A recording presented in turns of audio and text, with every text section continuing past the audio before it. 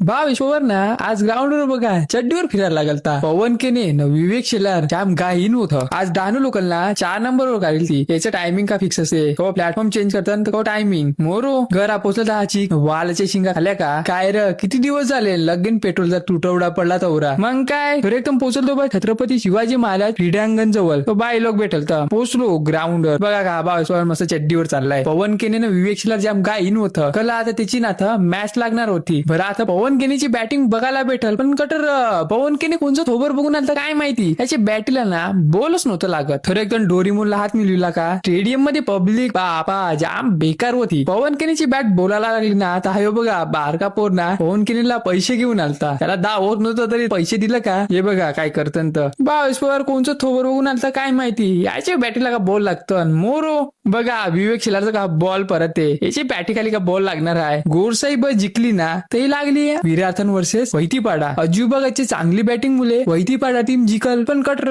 विराथनवाल्यांनी मस्त चेस केल्या. वैतीपाडा वाली तरी बघा काही निघली घरा जावाला थोडे एक तर नागली चापेवाडी न गोरसाहेब ब ची मॅच. मॅचला मजा येईल पण कट वन साइड घोरे एक तर नागली मग फायनलची मॅच. विवेक शेलार बॉलिंग टाकते का नाही बॅटा फिरवतन पण हिचे बॅटीला का बॉल लागते. 8 ओव्हर मध्ये ना 38 चेंडू कपिल केने डॉट टाकील तर मग काय गोरसाहेब वन साइड जिंकली ना तर आम्ही निघलो सगळी मग घरा जावाला.